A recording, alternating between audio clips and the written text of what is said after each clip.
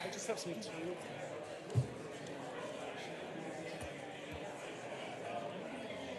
So I think I'm going to start us. Good afternoon. I call this meeting of City Council to order. Let's go to a roll call. Naker. Here. Yang. Bowie. Here. Johnson. Here. Jost. Kim. Council President Jalali. Also here. 6 present, 1 absent, being Councilmember Kim, who is expected shortly. Please stand if you'd like and are able, and join us for the Pledge of Allegiance. Pledge allegiance to the flag of the United States of America and to the republic for which it stands, one nation, under God, indivisible, with liberty and justice for all. All right, so before we go to our consent agenda, we do have an item on our agenda. I believe it's number 24 that's being withdrawn today. Item number 24. So I was asked to tell you that in case you're here for that item, you get your afternoon back. So that one's not happening anymore. All right, let's go to consent agenda. Consent agenda items 2 through 17 are before you for your consideration. Okay, it's my understanding that we are taking number 4 separately. Any other items separately that need to come off from consent, numbers 1 to 17? Okay, Ms. Yang would move the rest of the consent agenda. All in favor say aye. Aye. Any opposed? 7 in favor, no one opposed. The consent agenda is adopted as amended. Item 4 is Resolution 24-1629, approving the mayor's appointment of Paul Muthau and Rory Vang to a 2-year term on the Advisory Committee on Aging. Okay, so I was asked to just take a minute to recognize our many youth on boards who are going to be serving in their capacity as appointees for different commissions, as is inherent to the spirit of the Youth on Boards initiative. Looking to see if we have Stephanie or Eric from Parks Department to just share about our wonderful young people today and what they're going to be doing. Welcome. Go ahead. Yes, hello. Good afternoon, everyone. Council President, council members. My name is Stephanie. I am the Youth Leadership Program Manager, so I get to work very closely with our Youth on Boards participants at the St. Paul Youth Commission, and we're very excited for the appointment of our 4th cohort of Youth on Boards. In our largest cohort yet, we have 19 young people that underwent our summer academy where they were prepared and trained to serve on city boards and commissions. And so it's just a really special and sweet moment right now to have some young people representing the 4th cohort here today to talk a little bit about what they're most excited about. So I'll hand the mic over to them. Good evening, everyone. I'm Kashia, and I'm a part of the Labor Standards Advisory Committee, and I'm excited to learn more about the workforce within our city. Amazing. Thanks for being here. Hi everyone, my name is Pamutha and I am a part of the Advisory Committee on Aging, and I'm excited to get to know more about the wonderful people on that board. Awesome. Thanks for being here. Hello, my name is Al Ryder, and I will be on the Climate Justice Advisory Board, and I'm excited about learning about the safety and preservation of our environment and our community in St. Paul. Love it. Thank you for your work and for being here. Hello everyone, my name is Rory Vang and I'm going to be on ACOA Advisory Committee of Aging, and I'm very grateful to be here today. Thank you. Awesome. Thank you so much. So glad to have you here. Anything else from our department staff or that you want to share about the initiative? Yeah, I mean, we are, like I said, 4th cohort, and so I think right now we have about 20 other young people serving on city boards and commissions, so we're growing our program. We had about 90 young people that filled out the interest form, and so we can only take a cohort of 20, so we're just excited that our program's growing, and we're excited to be here in a year to appoint another slate of young people. And I also have Kalisha here that if you want to come up and share your name and what you're excited about for your appointment. Hello you guys, sorry I came like 7 minutes late. I felt like I was running, but I was going through the wrong way, but I feel like I was in K-drama, sorry. But hello, my name is Kalisha Yang. I use she, her pronouns, and I live in District 5, Ward 6, Payne Phelan on the east side. I'm really excited to have an opportunity to be in a boarding commission because I want to see what skills can I gain from. Not just that, but to help out and to find it beneficial for this generation and to just learn more things. Thank you. Thank you. Can we have a round of applause for our amazing young people?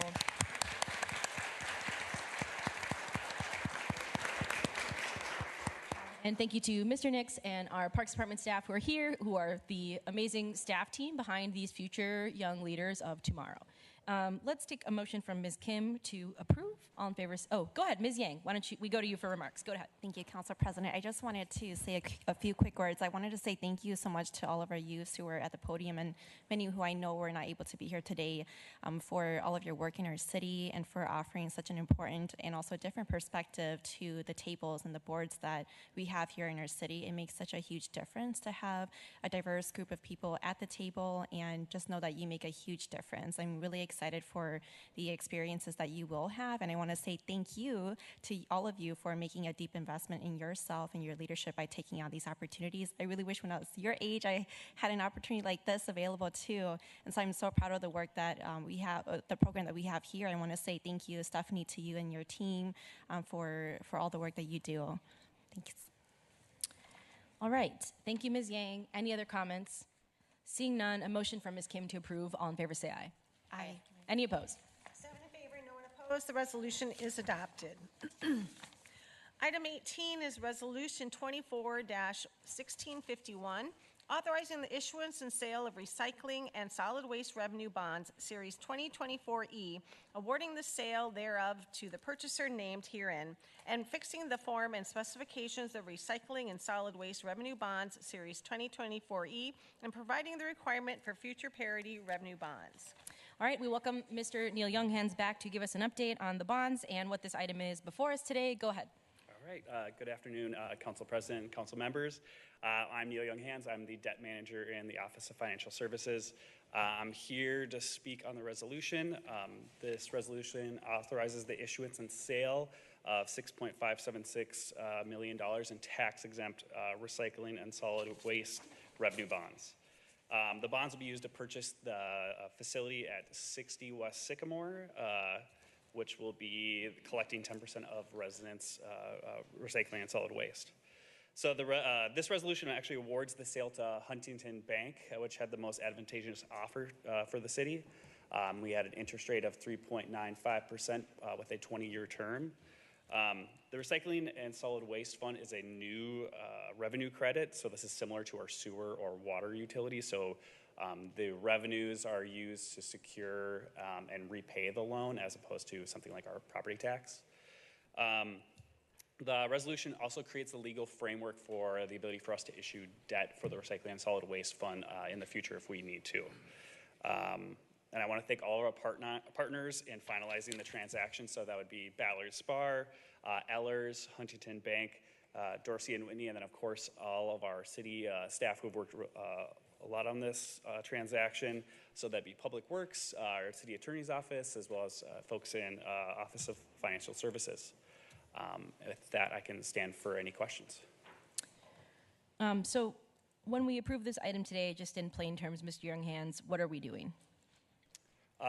You're approving the sale of the bonds. Got it. Okay.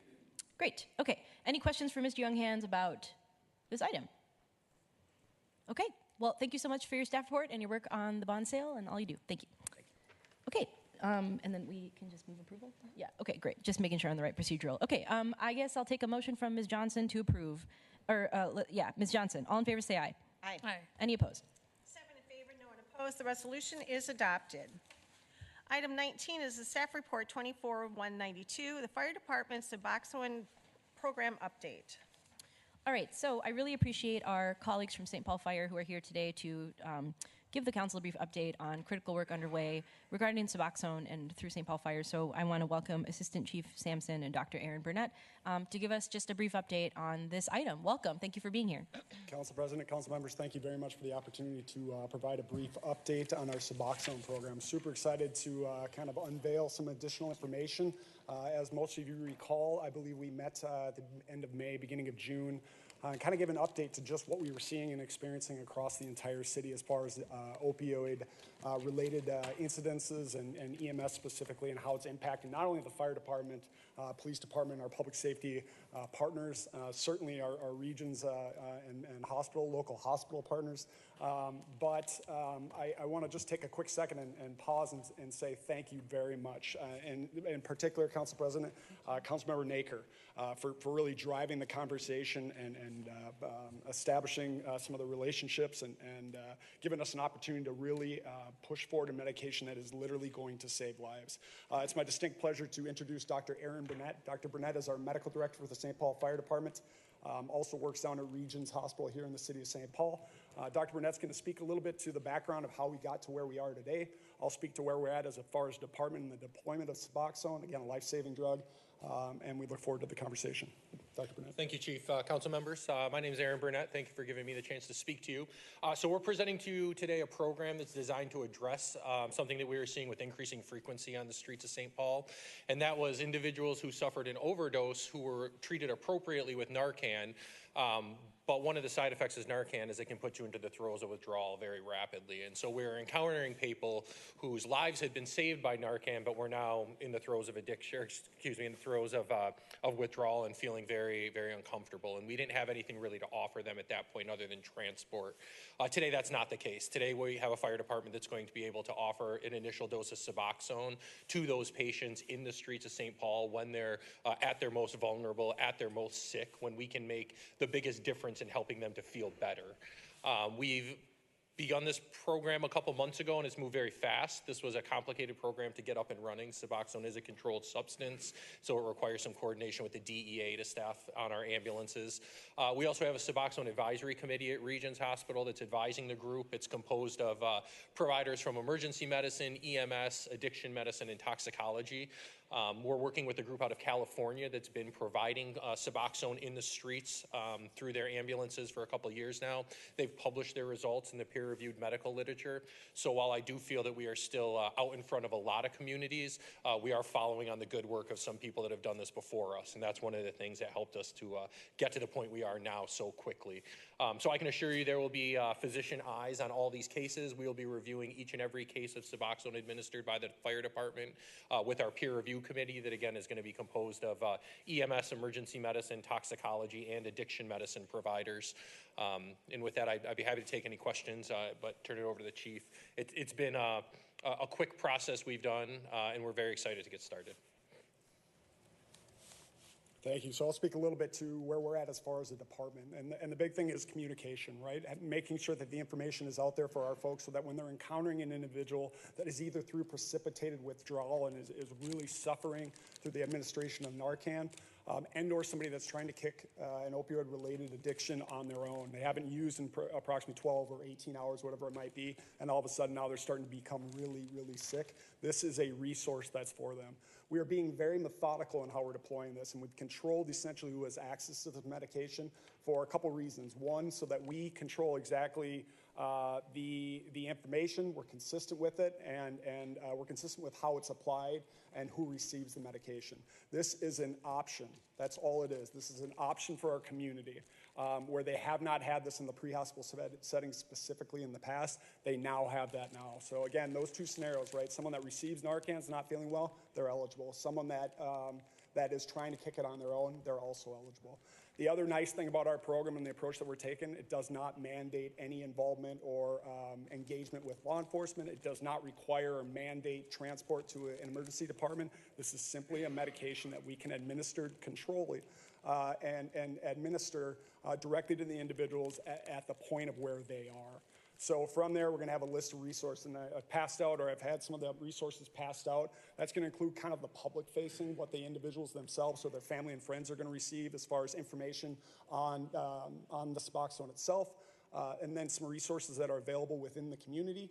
And then it also, the leave behind kits are also in the bag that are with you, as well as fentanyl test strips. So for the first time, the fire department is now handing out fentanyl test strips and then leave behind kits. Simply a resource for those individuals that are adamantly opposed to being transported to the hospital.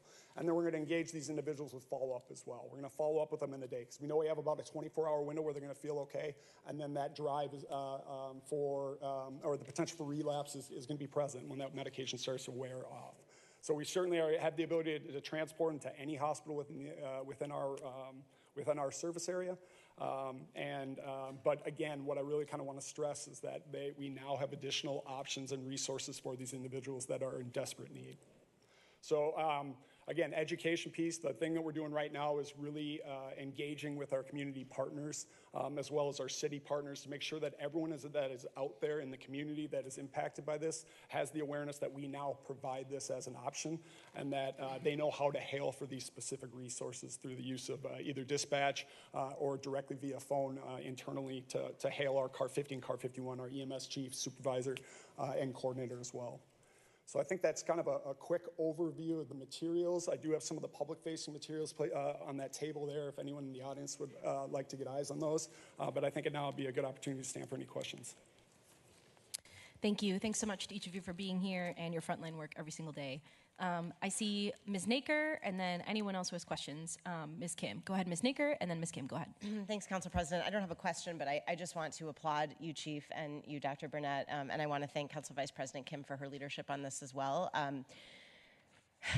This is such a problem in our community, and it's something we hear about all the time, and people who are struggling, people who see people who are struggling, and who just want to know that there is a way to help in a way that is sustainable and doesn't just keep people cycling through over and over again the same cycle of vulnerability. And when we had that presentation in May, I remember we had somewhat of a frustrating conversation at this table. I think I'm not alone when I say I left feeling sort of helpless when you told us that you were administering Narcan sometimes twice, 3 times a day to the same individual. And if they refused transport to the hospital because after Narcan they were in the worst throes of withdrawal, as you said, doctor, there was nothing that we could do for them. There are a lot of ways that you could have reacted to that conversation that we had at the council table, Chief. You could have been defensive about the program that you have. You could have said, no, it's not possible. You could have said there's not enough money. You could have said a billion other reasons why we couldn't do things differently. And instead what you said was, yes, let's talk about it.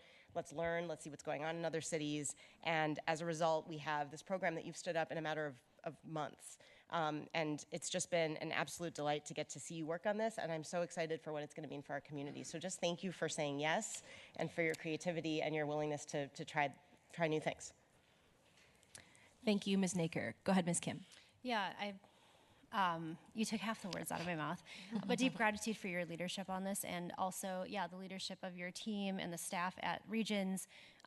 We were very distraught when we were hearing around the fatigue and the number of times that you'd be bringing someone to the hospital, and we think about our frontline workers and the amount of calls that they're going on and how much time and attention you've been providing to folks administering Narcan, and that clearly a much more intentional response was needed. And so we just are so grateful for that partnership. And I think what is particularly meaningful to me is we had another meeting with the Region's hospital director that said in a matter of years, if we don't, 2 to 3 years, have a strong handle on this crisis that's happening now, safe use sites will actually be the only thing that we have in our toolkit. And that is a reality actually that I don't feel like we should support when we have a very robust public health system and first responders that are equipped with the right tools that we can lessen their fatigue on runs, but also actually provide the care that folks need and to get over their addiction. So I just, I'm so grateful that you are changing that runway for us to continue to invest in our community, public health, and just deep gratitude for keeping our community safe. So thank you so much, and thank you for the leadership. But the immediate response to our request, I think, was just exemplary and very much appreciated, not just by us here at the dais, but all of our community members that know someone that's suffering from an addiction, and particularly one like this. So thank you so much for the attention. Council President, council members, thank you for your leadership. I don't think we would be here today if it wasn't for the barriers that you have removed to get us to this point. And to Dr. Burnett and the Regions team, we are extremely grateful. We have a resource for our community that is in desperate need, and we have not had that before. And I'm not aware of too many other fire departments across the country that are able to deploy this. So to stand this up as quickly as we did is a testament to the leadership from the city, as well as our medical direction partners, and we're grateful for it. I would like the opportunity to follow up in the future when we have additional data as far as how much we're administering this. The amazing thing to me is that a single dose of this medication could potentially save a life. And so although our overall volume may be low, it's going to be targeted, it's going to be methodical, and we envision that this is going to benefit the community, and we're grateful for it. So thank you very much for your leadership and the push in the right direction.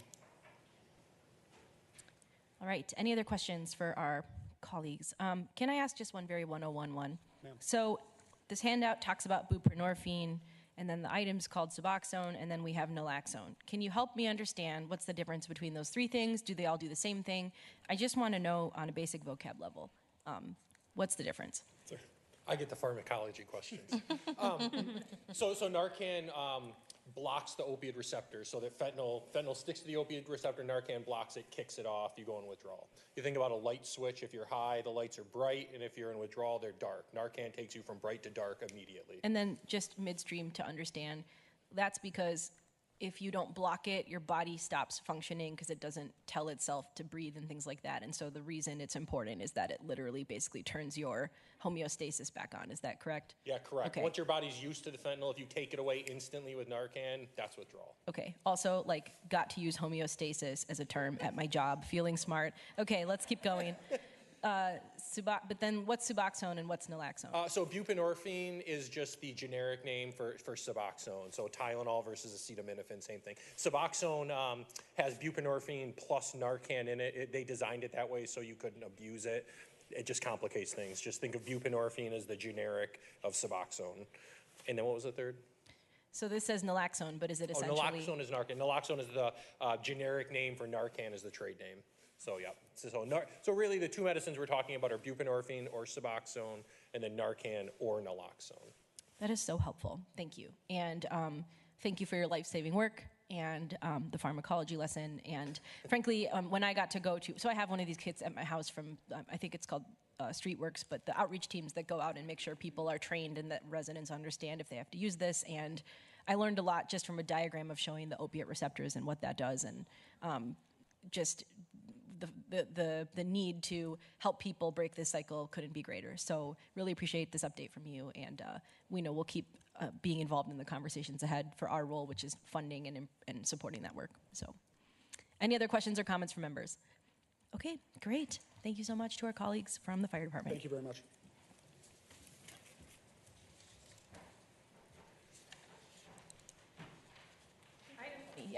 Item 20 is final adoption of ordinance 24-32, amending the gas and electric franchises granted by the city to Northern States Power, a Minnesota corporation. Alrighty, so this item is before us for final adoption, but we need to make some adjustments today based on a few different policy and legal changes that have come to our attention. So I want to lay out where we're going from here, and then we'll work through it. The first is that we're going to move a version 2 that is not actually changing the policy. It is just making technical corrections that needed to be made that were found by our city attorney's office. So is there anything else, Ms. Garter, you want to say on that, or clarification? Okay, so first we're going to move version 2. Yes. Before we do that, we'll move version 2. Then we'll go to discussion on possible amendments, and then we will take it from there. So motion to move version 2 from Ms. Jost. All in favor, say aye. Aye. Any opposed? 7 in favor, no one opposed. The amendment is approved. Okay. Okay, so now we'll go to discussion on amendments. First, I see Ms. Jost, and if you have, I think Ms. Yang is next in line. So let's go to Ms. Jost and then to Ms. Yang. Go ahead, Ms. Jost. Thank you, Council President. First, I just want to thank everyone involved for all of their work to bring this before us with the opportunity to collect franchise fees in the winter months. We have our state legislative partners, community members, the mayor's office and their staff, and our council members and their staff. I want to reiterate from last week that I support passing the franchise fee agreement version as it is, which would turn on collection of fees for November and April through the end of the franchise fee agreement, which expires in August 2026. The estimate for how much money 2 months will generate is approximately $4.25 million, which is larger than the estimate that was previously provided to us and would amount to approximately $35 per year per resident. I think it is in the council's best interest and the community's interest not to leave any money on the table and pass up this opportunity. This revenue is a volatile source because it's an estimate based on energy usage, and that's kind of the reasoning behind some of those. We don't know exactly how much money we can anticipate. It's based on data, and it's based on the type of winters that we'll have, and we know that that has fluctuated significantly over time. So unlike other sources, we do not have an exact amount to anticipate, which is why for their support collecting the funds for the months that are indicated in this version. This providing us with more revenue, especially with where we are at in the timeline of our budget process, which won't be complete for a few weeks, provides us with the most flexibility to make pending decisions for the budget for 2025. We've always had the power to decide how this money is spent, and we still do. And I think it's important that we think about our budget revenue as a whole. We can think about this funding as being directed towards additional spending or applying to currently proposed spending to free up general fund dollars and directing the money to our initiatives, and or we can utilize the money to lower the levy. All of these options provide us with significant flexibility. Additionally, it's important to consider the time value of our money. More money now is more valuable than an equivalent amount of money later in time, and the cost of goods and services we can only expect that they would rise with time. And so all that to say that one of our biggest powers we have as a council is the budget authority that we have, and this flexibility provides us with more power to serve our communities. Especially with the outlook of the higher levels of government, my goal is to maximize the power that we have as a council to deliver our shared priorities to our residents. And while I understand that the franchise fees are a cost to our residents, and especially it does impact our lower income residents, there are some residents that will receive assistance through our state energy assistance program, which is based on their overall bill and their income. And additionally, Xcel is rolling out a program next year to reduce bills for low-income residents. So I believe that with this money, the services that we can potentially provide in an equitable manner, centering our folks most impacted by energy costs, is of great benefit to our community and city in a way that outweighs this cost. I also want to make sure we're letting folks know about the bigger picture and the timeline of this franchise fee agreement. So we have a plan to turn on more months in the future. We actually currently are allowed by state law to collect money for all winter months. And the goal is to collect money in 2 months this first time around in preparation to collect for more in the future. So this is a critical step to move forward with collecting more months sooner than later. And if we're already planning to spend this money towards specific services, many of which currently proposed are around climate action, these services would only become more expensive in the future, and passing up an opportunity for funds would add more time to our ability to achieve our goals and any other goals that we might have. In closing, we have many urgent issues that we are facing as a city, and I want to provide our council and our city with the tools and the resources to meet that need as soon as we can, and we have an opportunity before us to do that. I trust our council to be able to determine the best way to use these funds in the best interest of our residents, as well as all of the funds in our budget process we're currently in. So I urge the council to support this franchise fee agreement and the funding it brings to the table to maximize our power as a council to serve our residents. Thank you, Ms. Jost. I see Ms. Yang, and I believe you have some adjustments to propose that we'll discuss. I'll let you introduce and explain that. Go ahead. Thank you, Council President. I have an amendment that I am proposing. I have a printout of this. You each should have one in front of you, and I will go through it, but I have a few words I just want to open up with first. I would really like to say thank you to you, Councilmember Jost, for bringing forward the overall proposal on considering imposing franchise fees. For this original version, it's for April and for November. I really appreciate you bringing it forward because, one, now this is something that the council can consider as a result of a lot of the work that community advocates like leaders from Minneapolis-St. Paul and also, our elected officials have been working on, and so it's important for us to have this discussion. I also think it's important that it's brought forward just so that it really turns on that clock for the council here to really have this in-depth conversation and figure out what's the future of this going to look like for us and for our residents.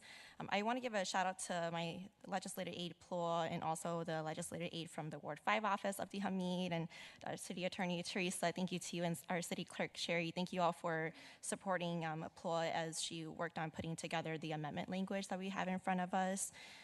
My proposal here, or my amendment, is to pass just the month of April for additional franchise fees. And the edit that you'll see in the packet in front of you is that there's several tables.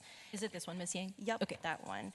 And anywhere that you see November in the row for residential franchise fees, being imposed, the November is crossed. So basically, we are adding April into our franchise fees moving forward.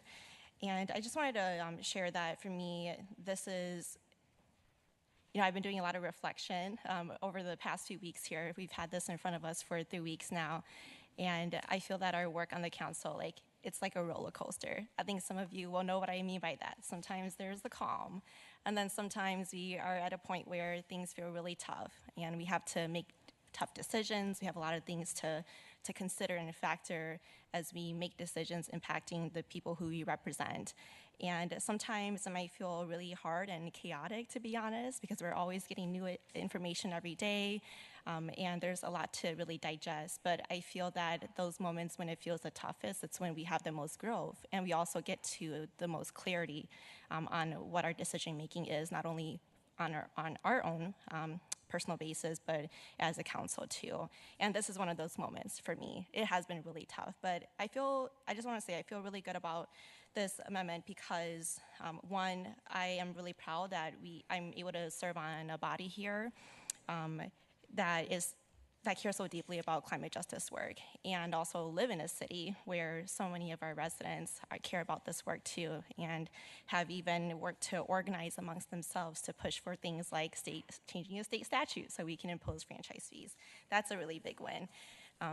At the same time, there's a lot of things that weigh heavily on my mind too, which is what I constantly hear from constituents in my ward, which is that they are feeling really deeply the financial constraints of taxes increasing, fees being imposed, and increasing as well. Just the increasing cost of living overall has been really tough for them. And that matters to me a lot because I represent a ward where the average median income for households in my ward, it's a little over $45,000. And when we talk about the franchise fees, I think there's a lot of things that are really positive about it, but also the downside is that families who are most energy burdened are the ones who end up paying disproportionately into this pot of money. And many of those folks we know are immigrants, refugees, working class families, communities of color, which are also folks who make up a huge part of my ward as well. And so this is something that is really personal to me. With what I said earlier, not only do I know that this is an experience that my constituents have, but it's also something really personal to me too. And some of you have heard me say this many times, but 3 years ago when my husband and I, we just got married and we rented our first home, we were paying in upwards of $700 a month for our heating bill during the winter time. And I think for a lot of folks, or some folks, right, it might be, when you don't have that experience, it might be a lot easier to say, hey, I'm willing to pay more so that we could have this program. But when you're living in the thick of that, it's really tough to be able to say, I can put more on the table. And so I have a lot, on my mind as I think about just this entire, what's in front of us as a whole. And I know that what we are going to be generating in terms of new revenue from April is not nearly enough, the amount of money that we need to meet our climate resiliency goals. But it is more than what we originally thought we would be generating. So I just wanted to highlight that the amount that we would be getting from adding in April, next year from that month alone, we would be generating $2.25 million, and these are estimates. And just wanted to also highlight that the mayor's proposal on how to use up these funds, when we add up how much would be going toward climate work or staffing for climate, overall it's a little over $1.2 million. So that leaves us, the council, having to figure out what do we want to do with the little over $1 million that we have left over. And I feel strongly that all of the money from this new revenue should be going toward climate justice work. Ideally for me, all the money from franchise fees should be going toward climate work because we know it is folks who are almost energy burdened who are paying into that, and we need to figure out grand plans on how to alleviate that burden and make sure that they are able to have weatherized homes, for example. And so I just wanted to highlight that as a side note for me on what I would like to see that new revenue be used towards. Another thing I wanted to talk about is a long-term vision. because I don't think that our work ends here. Like I clearly said, this isn't enough money for climate work. Long term, I'd like for us to work closely with climate partners, especially partners like Unidos-St. Paul. Can I just have you all raise your hand, by the way? I know you're in the crowd. Yes, thank you so much for being here week after week. I want us to work with them because they've shared a really incredible vision to work towards a block-by-block transition to geothermal energy in our city. The funding for this work alone cannot be raised by our residents, which is why I know that franchise fees won't be the resolve for all of our climate goals. And as we consider phasing in more months into our franchise fees in the future, we must also figure out a grand plan on how to make this transition happen so that we can best position ourselves to leverage more dollars from other levels of government. I urge all of my colleagues at the table here to approve April into our franchise fees. This decision is a fair and equitable balance between bringing in more revenue to fund important climate work and being responsive to the financial constraints of energy-burdened households in our community, including those who are low income and on a fixed income. And I also want to say thank you so much to Russ. He's been putting in so much work into this and always sending in new info to us as he's gotten that. So I really appreciate the work that you and your team are doing. Thank you, Ms. Yang, for those remarks. And before we move to discussion, so I just want to triple check the packet that we have is your amendment, and the actual text that you're doing is you're in these tables where it lays out the actual months we're charging. November is struck out and it's updated to say October so that we're having it in April and then the remaining through October. Is that correct? Yes. Okay. And I'm looking to see, Ms. Garda, that is the workable place to put this. Okay, great. Thank you. Just a housekeeping note, and I appreciate that. And so I guess I would open up for discussion on the amendment before us, and then we'll get to a vote on it.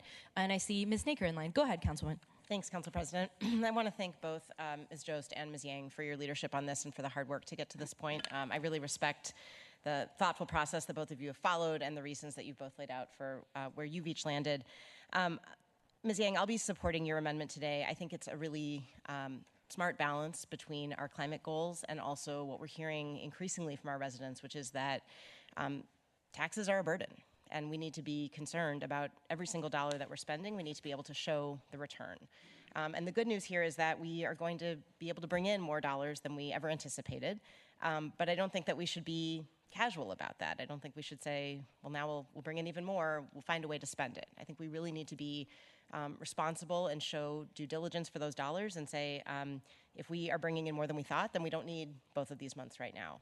I also want to say I'm very concerned that as we pursue our climate goals, I want to make sure that we're also taxing the big polluters. I think often these responsibility for climate work falls all too often on individual residents, and of course it belongs to all of us, but we also need to be able to really hold those to account who are doing the most damage. And the problem with franchise fees and adding these months is that it only adds these months for residents because commercial property owners already pay these fees. So I'm really interested in the work we can do as we renegotiate our franchise agreement with Excel and others to get more out of the largest polluters and specifically our larger commercial polluters. And then finally, I want to say this council allocated $1 million in American Rescue Plan funds to be used for pre-weatherization of homes. Those dollars have not yet been spent for a variety of reasons. I think we absolutely need to be committed in this next budget process to ensuring that those $1 million are spent, that they are combined with the Power of Home program that we've talked about, that they go to the people who are intended to receive them, and that we don't just continue to have those funds sitting here. So I want to make sure that I say that on the record and that I'm committed to doing that. Thank you, Ms. Naker. Any other discussion? I see Ms. Yang and Ms. Bowie. Go ahead. Thank you, Council President. I just want to say thank you, Councilmember Naker, for your comments. It would be remiss of me to not say that what I've been hearing from some of my colleagues, and I share this same thought too. Like, it's really important for us to support climate work that is ready to be rolled out. That way, it's also successful too. It sounds like we do have some proposals here that were really there was a lot of intention put behind. Here's how much we think we can spend so that we do have a successful rollout. And so, just the thinking behind this was really intentional. And I feel again like we are bringing in more money than what is needed to be able to fund all of the proposed climate initiatives in front of us. Thank you, Ms. Yang. I believe Ms. Bowie is in line, and if you want to be in line, I see Ms. Johnson's after her. Go ahead, Ms. Bowie. Thank you, Council President. I just want to say thank you for everyone who's here. I really appreciate my colleagues. I feel like we have explored so many different avenues when it came to franchise fees, and we have even more avenues to explore leading into the budget. I really appreciate the level of communication we have had amongst ourselves. I also appreciate the organizations and community partners who've showed up and let their voices be heard and advocate for climate justice. You know, that's really, really meaningful to me, particularly around how our dollars are spent and how we're held accountable to community as well. This is also a very personal issue for me. I'm actually someone who grew up on energy assistance programs, like Councilmember Jose have mentioned, and those programs I have, known them to be security blankets for my family and many people who are in my ward. These safety nets are available for families who have assistance. They have not gone away. Even Xcel Energy has promoted initiatives to support households who are, who aren't able to afford their energy bills. And we already voted, weeks ago on increasing the fees. And, I get, like, sometimes we get loaded with a lot of decisions, right? And, like, every single vote is connected to this bigger budget decision. But my vote, is actually to keep the 2 months. I see this as an opportunity to unlock the amounts of months we can leverage. Myself personally, as a council member, I prioritize the intentionality and being active, proactive, and innovative in how we manage those funds. I actually have presented to my colleagues proposals on how these dollars can be spent. I was very detailed, particularly around what department it should go to, included an implementation plan on how we can weatherize, even made the effort to ensure that we have a reinvestment plan into community, to where it's not just the funds goes to funding salaries and more staff, but our community can actually see clear examples of the dollars going back into community to ensure we're bringing not only awareness, but also talking about climate equity and environmental justice from an environmental justice and a racial justice lens. My vote, like I said, is more so to have unlock the 2 months. So I will not be supporting this vote. But I do plan on working with my colleagues around how we are going to adopt a budget that meets the needs of climate advocates in our communities that are energy burdened.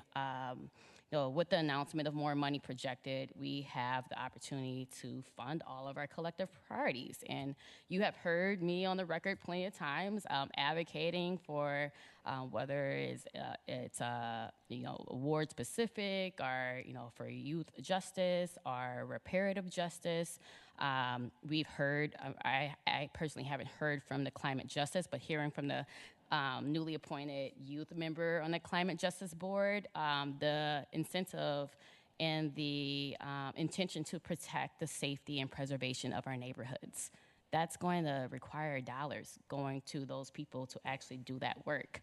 And advocates have asked for the funds to go towards these climate actions. And particularly in my ward, there's a lot of advocacy for us to hold polluters accountable, and direct investments into people and places that face environmental racism is important to me, as well as the residents who are impacted by the pollution alongside I-94.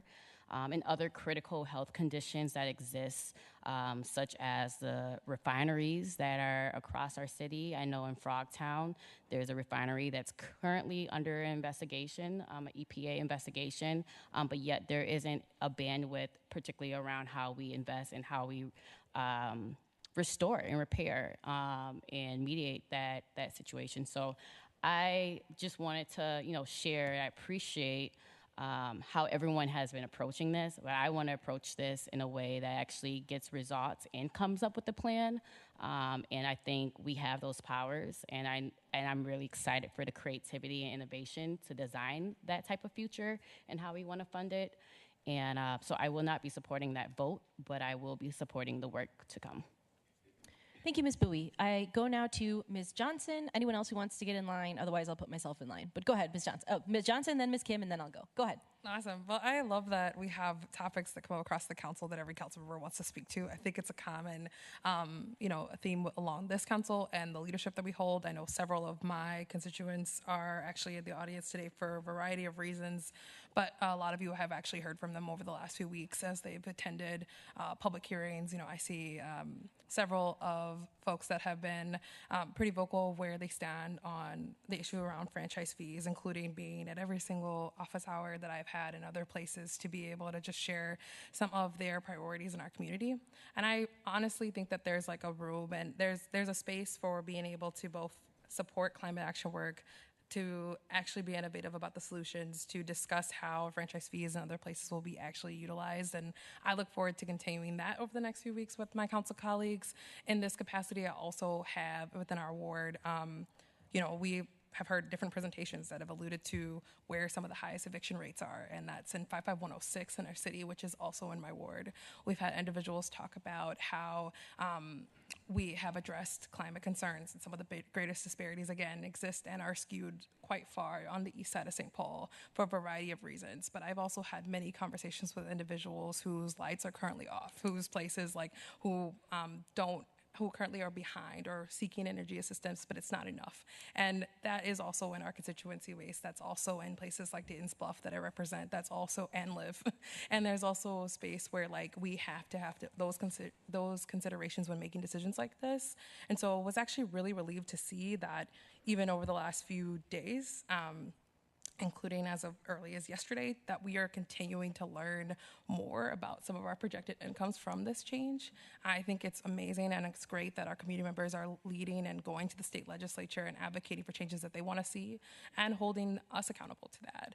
And so, Councilmember Yang, I appreciate the equity lens I think that you're bringing to this, that I will be supporting today when it comes to putting in a 1 month, an amendment to have it be 1 month and not the 2, in part because I think that there is still going to be numbers that are coming forward that we might have multiple conversations as more revenue is discovered, as the days come and as the weeks come, as we head into budget cycle. And I think it's because we're still learning and still really fully adequately explaining what these numbers are. And so I think that the fiscally responsible thing to do, as well as the thing that actually can both accomplish climate action work over the next year, but also be mindful that there are people still in our city. And one of the things that's exciting about some of the work that Excel's been doing around the Public Utility Commission and trying to make an equitable response approach is because there is a need. There's a need for energy assistance and there's a need for continued help for our constituents that fees sometimes hinder. So I will be supporting your amendment, Councilmember Yang. I'll also be, just simply saying Councilmember Jost and Councilmember Jalali, who are sponsoring this, and Russ Stark, who's been really adamant about about climate action work for our city and kind of carrying that space. I think that it's really important that we have advocates in all spaces and bring different lived experiences to the table as it relates to this work. I just want you to know we really appreciate your leadership. And so sincerely appreciate that, but I also think that there's an opportunity here to save some folks who are already in a space that are feeling every dollar we add, no matter how small or how important it is. Every dollar that individuals feel that genuinely, especially on the east side, it matters and it counts. And so for that reason, I'll be supporting your amendment, Councilmember Yang. Thank you, Ms. Johnson. We go now to Ms. Kim. Thank you. I'll be very brief since I'm basically echoing a lot of what I've already heard my colleagues say. I also want to lift up the equitable generation of revenue. The biggest polluters are not being taxed in a way that feels appropriate or fair, which is also why I'm going to be supporting Ms. Ying's amendment. And I also want to emphasize that this is the start and that Council is very clear on supporting and directing these dollars to climate resiliency. And I want to lift up the block by block approach, feels necessary and needed, and is meeting the climate moment, quite frankly. I want to extend gratitude to the 4 council members who stood with me and committed ensuring these dollars get put towards climate. Even though the dollar amount continued to increase and change, It wasn't in spite of the trying or the ability and the great advice that we've gotten from our lawyers, who's managed to pull together a version 2 for us today in a matter of hours to ensure that we are passing the correct version today. So thank you to Councilmember Naker, Johnson, and Yang for helping me and guiding, kind of trying to guide these funds towards and dedicating them to meet the climate moment. And also an extension of gratitude to Councilmember Bui, submitting and sending us those ideas with dollar amounts, with departments, and a plan. To me, just felt very reassuring that you're also deeply committed to meeting our climate crisis moment. I had coincidentally read the chapter of Allegiance to Gratitude in Braiding Sweetgrass. And I'm just going to leave us with this thought that, if the water is meeting its responsibility to provide clean water to us and the earth and our plants and the food that we eat, and same with our trees and the air, then we also have the responsibility to meet climate in the same responsibility and urgency that everything else in our ecosystem around us is not only responsible for doing, but has been meeting and delivering on that moment for Mother Earth. So I'm focused on that, the allegiance that I'm pledging, even though we did it earlier today, right before this meeting, knows no boundaries because my allegiance is with Mother Earth. So thank you so much for the time and attention I've received from my colleagues and the brilliant ideas that they have, and I'm really looking forward to walking in lockstep with you through the budget process to ensure this goes to climate. Thanks, Ms. Kim. Ironically, I'm like, actually, everyone else talked. So you know what, I'll go to myself, and then we'll go to a roll call vote on the amendment. I want to just appreciate all the perspectives shared on this. I want to thank our advocates who are here tracking this conversation and our staff who've worked on this policy. I appreciate you, Ms. Yang, for bringing this forward. Thank you for the conversations, the thoughts. Thanks for working with staff to prepare something thoughtful that reflects the policy intention. Thank you. I want to share my own thoughts on it, and then also just reiterate that I sort of start and end on this with a place that I'm really proud that our council is committed to getting this ordinance done. That's what I'm holding. We're going to turn the fees on. We're going to use those funds for climate purposes, and then we're also going to look for ways to be flexible. So I just want to really thank everyone here for working through that. I had to laugh a little when you said roller coaster. I was like, tell me about it. But that's our work. That's our job. So I think, I'm going to lay out that my plan through the beginning has been to support the ordinance as proposed. So I'll be voting no on the amendment, but I'll lay out just where I'd like us to get to, and then we can take a vote. I think that even before the election, I had really wanted to approach this as the trade-off of the franchise fees is that, yes, you're imposing a fee on everybody.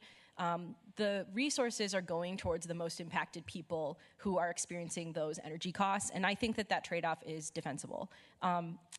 When we talked about and looked at the amounts, what I asked was, what is it per year, what is it per month? And so with the updated numbers, if we anticipate it's $35 a year per resident, if you calculate that out, it's $2.9 a month. And for the trade-off to be that we have more resources to stabilize the levy, offset other costs that we don't want to hit them with on their property taxes, and then also actually weatherize homes and do other climate actions that help bring those energy costs down. To me, that's actually, let's take some of those funds to actually change the status quo. Globally, that's, I think, the right trade-off, and why I was glad that we got to a place where we could get this done. I respect and I understand that this ordinance doesn't hold the biggest polluters accountable, but I also think that we need to do what's within our role as a council to get revenue for climate purposes, and this is something that we can do. I think that this, the ordinance as is, would help us raise more revenue. I think those funds can go further, and that they would also get, frankly, a lot of revenue that my constituents are not going to see into the parts of the city that need it the most. So I was supportive of it from that place, and I think that that's important to draw out. And I would say, lastly, I remember being a council member during the Trump administration and having the Clean Power Plan dismantled on the federal website. And literally you would go to the URL and it wasn't even there. And in an environment where climate change denial is the official position now of the United States government and the White House, I think that that changed it for me to go from feeling convinced that we were on the right track to doing this to feeling like the days of the Inflation Reduction Act and billions and millions in federal funding to stabilize our city are gone for now. And that's really sobering. It's really hard. And I know we're going to govern together through a tough time, but I want to make sure that we're positioned to do that. So I'm respectfully voting Yes. Council President Jolly. no. 4 in favor, 3 opposed, being council members Bowie, Jost, and Jalali. The amendment is approved. All right. Thanks, everyone, for the discussion and resulting outcome there. What I believe we're heading to now is that we would have to lay this over a week. So because when you make changes, you have to allow the ordinance to lay over in final form and then wait to final adopt it. That means that we go to next week. We don't have a meeting Thanksgiving week. So the deadline to get this done is next week, and we are on time. So I want to thank members as well for, I know there's been lots of deliberation, but we're on schedule. Thank you, Ms. Yang, Ms. Kim, working through all that with me on various ideas. And I guess as closing, the commitment from this council feels very clear and on the record to dedicating these towards sustainability uses. And then we have also seen that there's some value in reserving some of those funds toward budget problem solving that may be upon us. And so I am working to reflect that consensus in the conversations ahead with the budget while holding it very clear that people want to make sure this goes toward climate. So thank you toward that end, and that's outside the scope of this item, but since it came up in the discussion, I want to make sure that's played back to the community. Thanks. Okay, and then just to reiterate that the ordinance is laid over to November 20th for final adoption. Item 21 is first reading of ordinance 24-34, amending chapter 324.04 of the legislative code to allow a tobacco shop or tobacco product shop licensee to relocate within a shopping center or the same parcel of property under certain circumstances. Okay, this item is before us for a first reading. Typically, at the first reading, you have the council member presenting the ordinance and then the administration staff that they have worked with. We asked to see if Mr. Nijelik was actually available today, and it turns out that he was not. But what I'm going to do is have Ms. Jost give an overview, and then it's my understanding that Mr. Nijelik from DSI, who has been working with you on this, is available next week to additionally field questions. So I'm going to turn it over to you to confirm that, but if you could just give an initial overview, and then we'll take it from there. I'll pass it to you, Ms. Jost. Go ahead. Great, thank you, Council President. Just to clarify, we were told that a staff member from DSI would attend next week. Thank you for that clarification. Great. As long as it's the implementing department that is positioned to speak on it, that's all I was asking. Thank you. Absolutely. So just a little bit of an overview on this item. This ordinance is an exception to the current tobacco ordinance. It's something that our office has been discussing and refining with staff since August. Those conversations have included the city attorney's office, DSI, and our own licensing staff. The impetus for this ordinance is that Ward 3's business called MSP Tobacco is being asked to move within their strip mall, which is Sibley Plaza on 7th Street, in which it's being housed, and they're asked to do that by their landlord. This is so that the landlord can free up a larger singular vacancy at the strip mall to more easily attract a larger tenant. Sibley Plaza has been a site of significant development and service to the community over the last several years, and this move would benefit the community, and that has been communicated to us by community members as well as the Highland District Council. Tobacco licenses are attached to physical addresses and not persons or businesses, which means the act of moving just within the property where they are already located would void their tobacco license, and thus MSP Tobacco in this case. There are 4 important pillars to this ordinance change. Number 1, the tobacco retailer must have a perfect license record without any violations. Number 2, the reason for their move must be outside of their control. Number 3, the tobacco retailer will only be allowed to relocate within the parcel in which they already exist to prevent any further clustering of tobacco retailers. And 4th, the director of DSI is required to approve each use of this exception to ensure that it is done so in a contextually appropriate way. And as mentioned before, there will be a staff member from DSI that will be attending next week prior to the public hearing to answer any questions about the mechanical implementation of this policy within their department. All right. Are there questions for Ms. Jost at this time? All right. All right. So I guess we would then just send it to next week. Yes, the ordinance is laid over to November 20th for second reading public hearing. Item 22 is a public hearing of ordinance 24-26, amending chapters 65 and 66 of the legislative code pertaining to drive-through sales and services and walk-up service windows. All right, so this item is before us for a public hearing. We heard a first reading and staff report last week.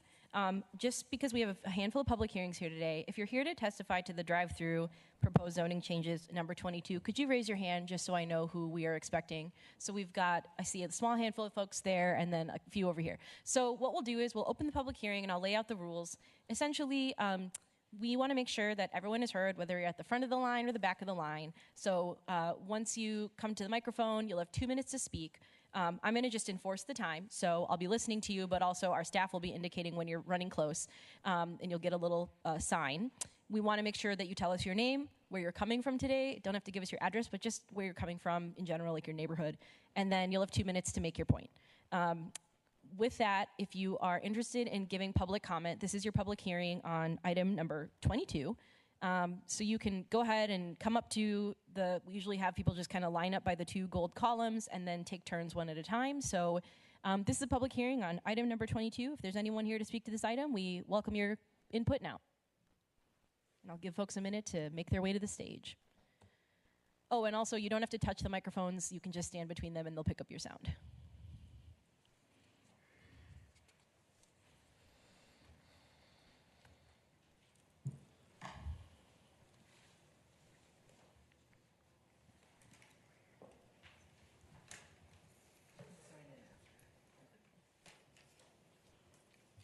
All right, welcome to our first community members. And are you both going with 2 minutes, or do you want to go 2 minutes one at a time, or how are you? We have it together. Got it. Okay, go ahead. Why don't you take it away? Thank you very much. Good afternoon, members of the City Council, and thank you for your time. My name is Timothée. And my name is Elle, and we are McAllister College students from the McAllister-Groveland neighborhood, representing McAllister Urbanists. And we're here today to express our support for St. Paul's drive-through policy and to urge you to take the next step by implementing a full ban on new drive-through developments throughout the city. Drive-thrus are by design prioritizing car access at the expense of other street users, creating a fundamentally exclusionary environment for pedestrians, cyclists, and transit users. In the city striving for sustainable and community-centered urban spaces like St. Paul, this type of car-centric infrastructure is incompatible with those goals. As college students, we don't have access to cars, and walking through these car-dominated spaces make our neighborhood unsafe for us as pedestrians. In fact, we've experienced this disregard firsthand. Walking past the Starbucks drive-thru on the corner of Marshall and Snelling, I was nearly hit by a car passing by the exit lane. This kind of close call isn't rare, and it highlights just how much drive-thrus create hazards for pedestrians. Drive-thrus are often focused on re-entering traffic quickly and don't expect or look for people walking by. We believe that St. Paul can be a city that prioritizes pedestrian safety and a more enjoyable walking experience and move away from car-centric infrastructures to create a healthier ways of living for everyone in our community. A full ban on new drive-thrus would be a powerful step toward that goal. Thank you very much. Thank you. Thank you, and make sure that if you didn't get to sign in that you do. And with that, we'll welcome up our next community member. Go ahead, you have 2 minutes. Jill Sims, I'm with Park Street Public. I'm actually reading for Courtney Henry, a local McDonald's operator. So good afternoon, council members. My name is Courtney Henry, and I was raised in Frogtown, and my family has been doing business there since 1989. My father and I own and operate 7 McDonald's across St. Paul. The McDonald's we own and operate are small businesses that are independent. I'm here today to express concerns to possibly banning drive-thrus for restaurants. Our communities want and utilize drive-thru, with nearly 75% of our business being drive-thru. Our customers have the choice to choose drive-thru, especially in the middle of winter when they might not want to unload their kids from the car. We also have customers who might have medical needs that put them in a safer situation to go through drive-thru, like during the pandemic. While I'm very concerned the city is considering banning new drive-thrus, I'm also concerned at what will happen to existing drive-thrus. As we look to make improvements for safety or for a better customer experience, it's important owners have the ability to make the appropriate changes. If we have technology to make the drive-thru more efficient, make the drive-thru more environmentally friendly or better for the neighborhood, we want to ensure that we can do that. I urge the council to amend the proposed ordinance to allow for future innovations to achieve these important goals. Lastly, we need to make sure we are preserving and expanding St. Paul's tax base in order to pay for essential services in the city. Passing ordinances that hurt small businesses runs counter to this goal. I encourage City Council to amend the proposed drive-through ordinance and make it more workable for small businesses and residents of St. Paul. Courtney wanted me to let you know that he encourages all of you to come visit any of his locations at any time, and that he had a family commitment, so he had to leave it a little bit early, so I apologize. Thank you. No problem. We appreciate you helping make sure his voice is heard and make sure that you sign in. All right, we welcome up our next community member who wants to give comment. Go ahead. Good afternoon, council members. My name is Freeman Boda, and I live in the McAllister-Groveland neighborhood. I'm here today to speak in support of the city's proposed drive-through zoning reforms and to urge a full drive-through ban in St. Paul. Drive-throughs are a drain on the urban environment, and they prioritize car users over the needs of all others. They contribute to the climate crisis due to increased carbon emissions caused by off-site queuing and idling.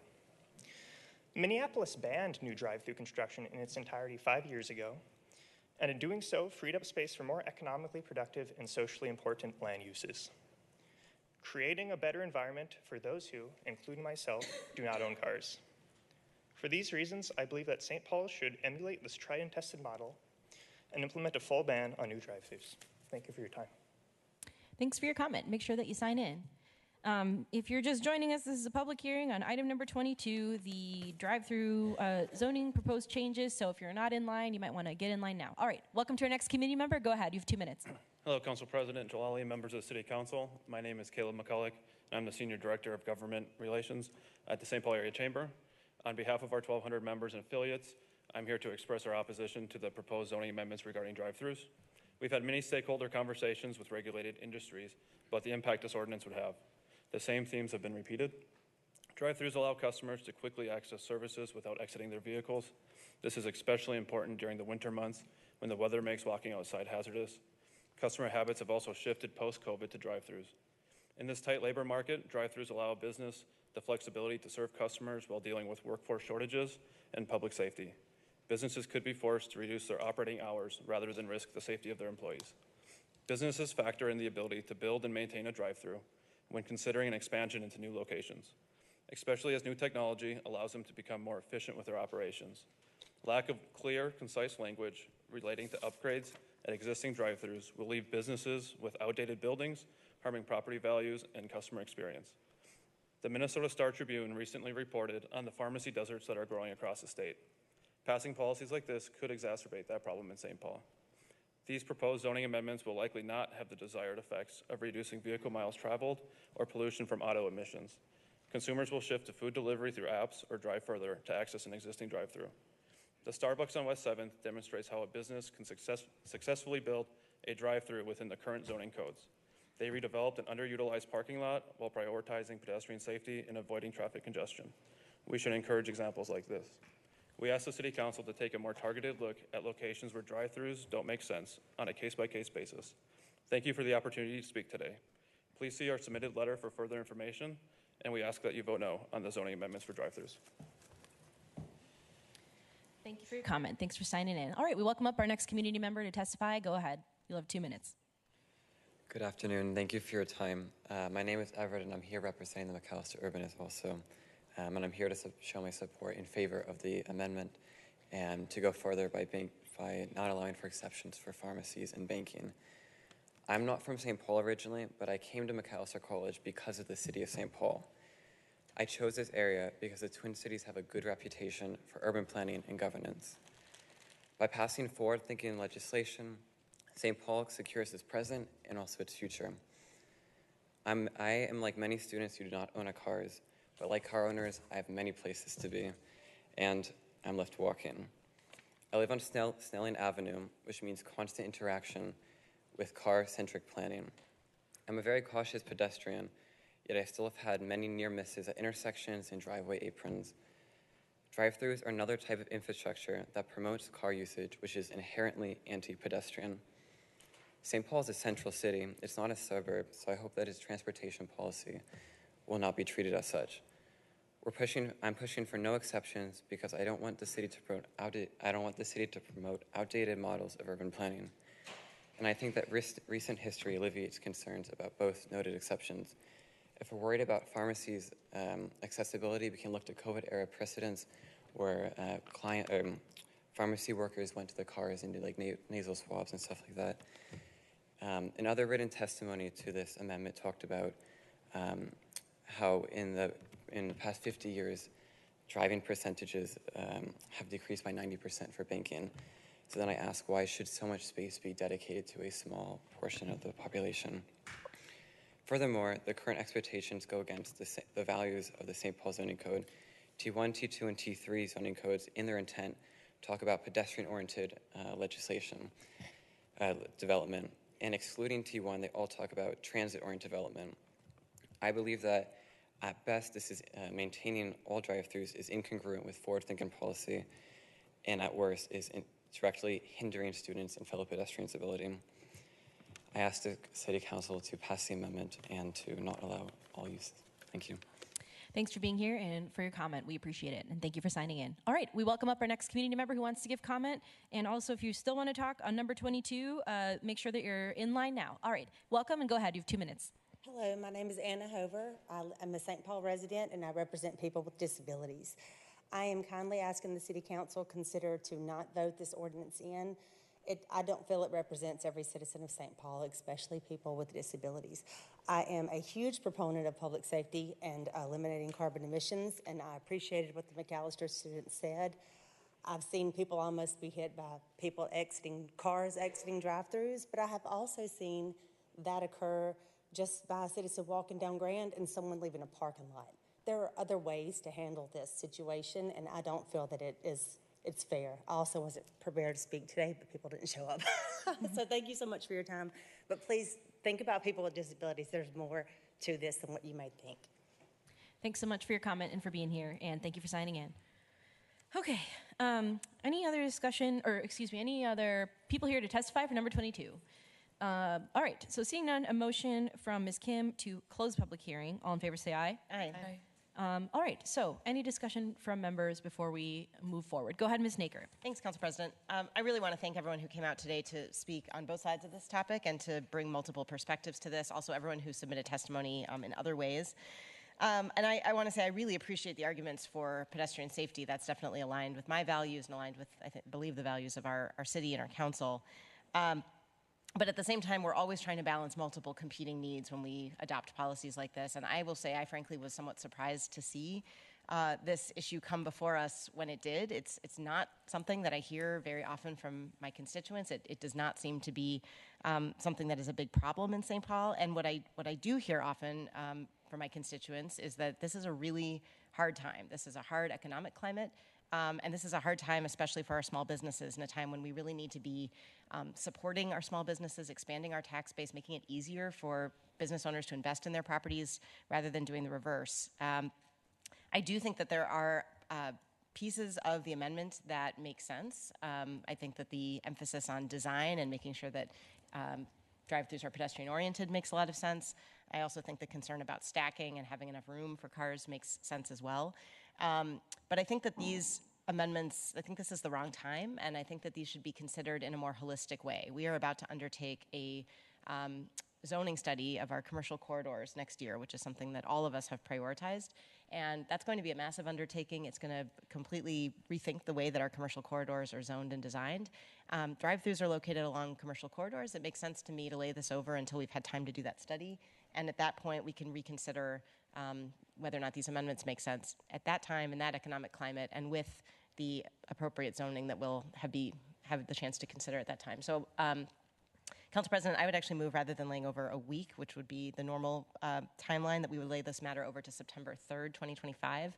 I've been assured by Planning and Economic Development Department that, maybe assured is too strong of a word, but I've been told that the commercial corridor zoning study would likely wrap up by middle of next year, and that would give us time to have that done and be able to reconsider this. Thank you, Ms. Naker. Is there any discussion on that motion? Go ahead, Ms. Yang. Thanks, Council President. I support Councilmember Naker's motion. I'm wondering, are we going to keep the public hearing open at all? I'd be interested in that, just because for the the amendments that we received from the Planning Commission, I mean, these are drastic changes that would be occurring in our communities. And I just noticed like we don't really have a lot of public comments that have been submitted, either through email or even in person. So I'd be interested in collecting more. From now until I then. think I would want to figure out how to do that because we just closed the public hearing, but I'm looking to our clerk. You'd have to vote again to reopen the public hearing. Yeah, and I could go either way on that because I think the point I'll make broadly is that I do welcome input from constituents, whether it's formally through the public hearing or in general on this process. So, I don't have an issue with reopening the public hearing, but I think even if we don't get there, that like people tell us all the time how they want us to act. So we're open to public comment either way. Any other discussion on the layover motion from members? So are you in line, Ms. Kim? No, okay. You're just making thinking face. Okay, so I would say I understand and appreciate the points that you're making, Ms. Naker. I'm going to be voting against the layover simply because I think that the precursor to this item coming before us is actually that it went through a significant amount of process at the Planning Commission and with staff work and time. And my concern with a layover is not just fundamentally a layover in general. Like I think that there's amount of times that are different with layovers, but I think when our staff work on things and then if too much time passes, there's a risk of that information becoming outdated. There's just the opportunity cost of what they worked on, and then they weren't doing other work that we all want them to do. And I want to take this up in a timely way. I think what's within our power to change when it comes to sustainability and community safety is the land use that shapes the built environment of our city. And I'm just prepared to act on this sooner. So I'll be voting against the layover, but appreciate the motion and wanted to lay where I stand on it. Okay, so let's go to a roll call. Motion. Oh, you know what? So I'm sorry. Other people want to say things, and I did not know that. So let's not do that. So the line is Ms. Naker, and then I saw Ms. Johnson, and then I saw Ms. Kim, and then I also see Ms. Bowie. And then first, let's do a process question from Ms. Kim. Is that all right? Yes. Yeah, I appreciate that. So just as a process question, so is it that we are voting to lay the item over and then choosing to vote on whether or not we reopen the public hearing, or are we doing that in one motion? So let's go to Ms. Naker. Thanks, Council Like, President. is that a friendly amendment? Thanks, Ms. Kim. Yeah, I was going to amend my motion to reopen the public hearing and lay the matter over until September 3rd, 2025, if I can do that in one motion. Yeah. Great. So the line is Naker, Bowie, Yang. No, wait. Naker, Bowie, Johnson. And I'm out now. Yeah, that's mine. did you? Okay. Let's keep discussing, and then we'll make sure we do the motion. So let's go to Ms. Bowie. Thank you, Council President. Thanks for sticking with me, guys. Go ahead, Ms. Bowie.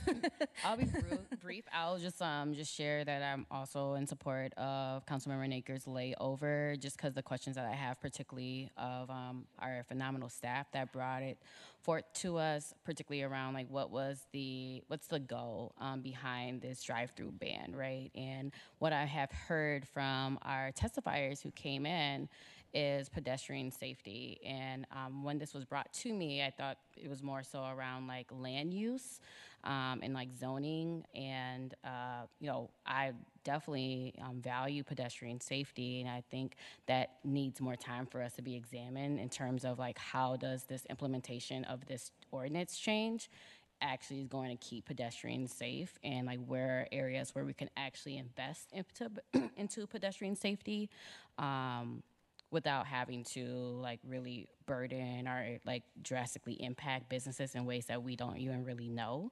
Also, my values are centered in the disability community who has shared their comments. They have emailed me. I relate to many of those communities, particularly around what the impact of this vote would be, and many of them have expressed concerns or not in support of this change. And ultimately, just even as parents, like don't really see a reality where they would have to take all of their kids out of the car and go into a restaurant to able to get food or drinks. So I think this change is necessary for us to evaluate the entirety of like our commercial corridors and our overall pedestrian safety for our city. Thanks, Ms. Bowie. I think Ms. Johnson's in line next, and then looking to see if anyone else wants to get in line. Okay, so we'll go to Ms. Johnson, and then we'll come back to Ms. Nicker to formally restate the motion, and then we'll vote. How's that sound? Okay, great. Go ahead, Ms. Johnson. Thank you, Council President, and I appreciate Councilmember Nika for the suggestion, and I think the uniqueness about the layover, I also was just kind of like, wow, that's a while, that's a long time, but I think for folks that are really grasping what that, I think the rationale for it makes sense. Doing a study looking into our commercial corridors overall, I think this is an example of where it actually does impact our communities a little bit different. In Ward 7, some of the major drive-thrus for food, and I don't even think we have a coffee shop drive-thru. Some of the places for food, restaurant spaces exist on a couple roads in my ward, some of which whom were heavily impacted during construction. And the aspects of like just really being able to have a business conversation, a community conversation, a pedestrian conversation with community members without the economic impacts of our decisions, or without something that really gives me an idea of like what this really impacts or what this says for our city if we head into a permanent ban type of situation for future drive-thrus, for coffee shops or for restaurants, causes me to take a pause, and I think really want me to encourage, kind of be inclined to support your amendment today.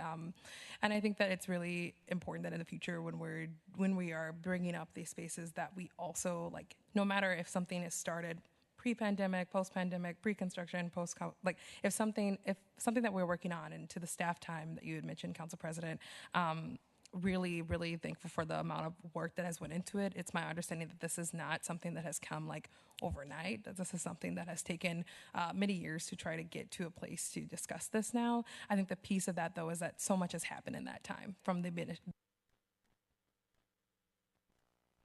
initial parts of when people even started to discuss drive-thrus to where we are now. And the public comment I've actually received from my constituents echoes that of what other council members have shared. Questions around like what makes this the most pressing thing to handle. In wards like mine, a lot of things that we're talking about with businesses right now are how we continue to maintain and compete with our competitors. Ward 7 is on the cusp of being on the border of some of our neighboring competitors, including Woodbury, Maplewood, Oakdale, some of which you have a series of drive-thrus and restaurants and coffee shops and places that genuinely our Eastside businesses are trying to make sure that they're keeping them. So I do appreciate the students coming out and some of the folks that have came out to vocalize their public comment today too. I just want you to know that it's cool to always see folks that are participating in the process.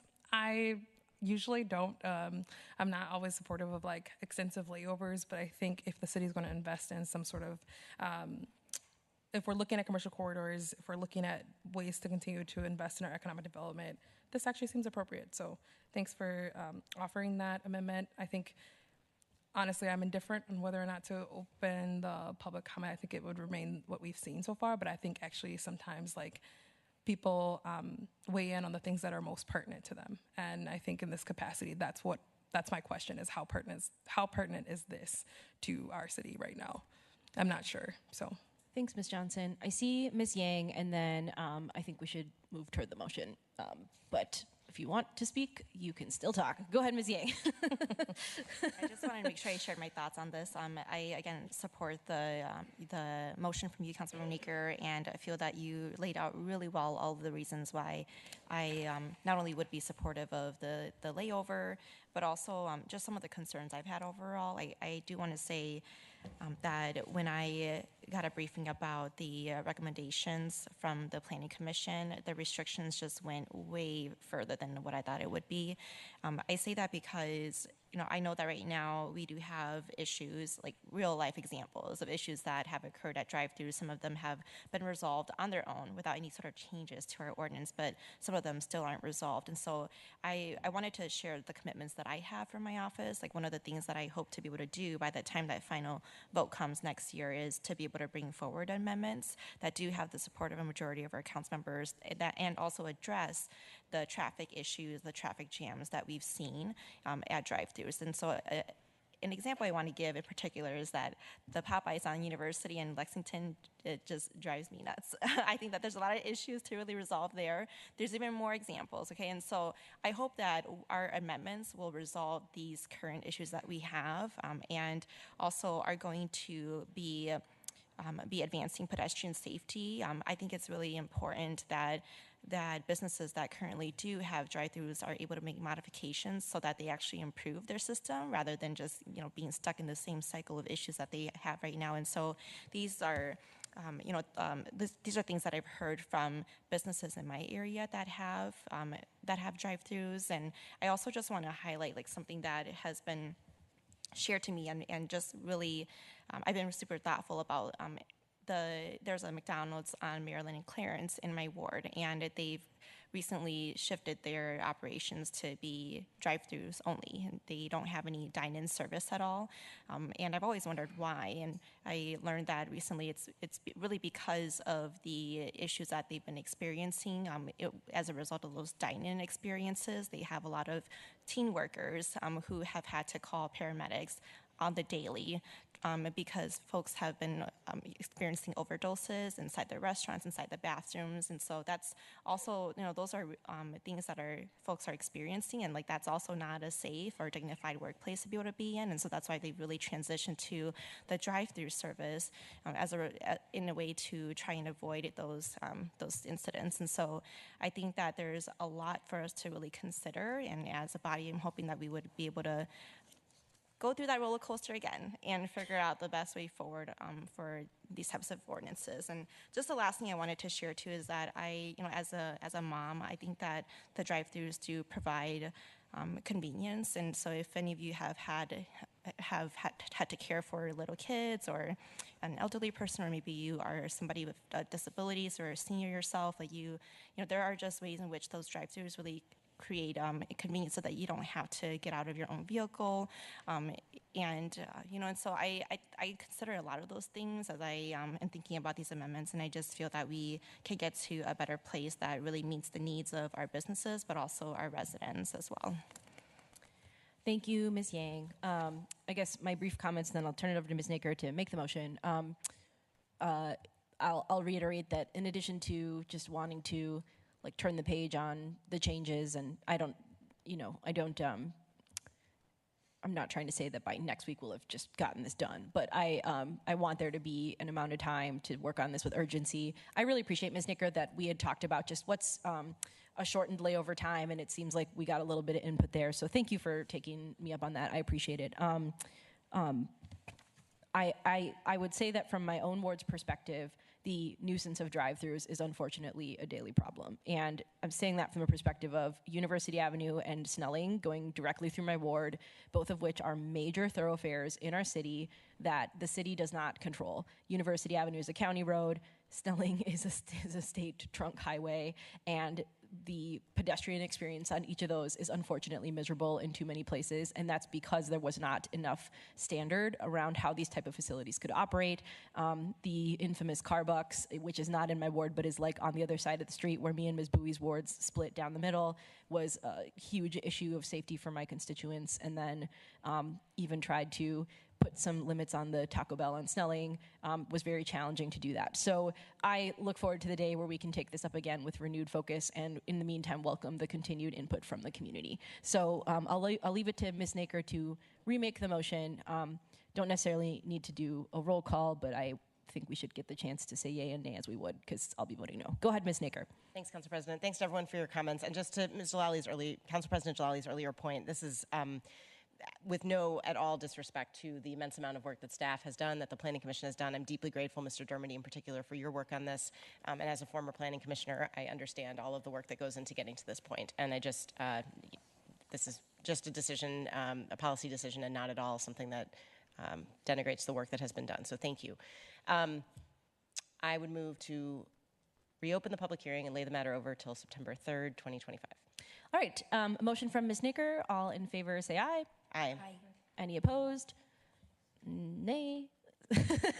And I think that there you have it. There you go. 6 in favor, 1 opposed, being Council President Jalali. The public hearing is reopened, and the public hearing is continued to September 3rd, 2025. Item 23 is a public hearing of ordinance 24-33, granting the application of Church of St. Paschal Babylon to rezone property at 470 White Bear Avenue North from H2 Residential District to RM2 Medium Density Multiple Family Residential District, and amending Chapter 60 of the Legislative Code pertaining to the zoning map. All right, so as this is a rezoning decision, this came before us as an ordinance last week on first reading and staff report. We received a brief overview. It is now before us for public hearing. So we are on item number 23 on the rezoning.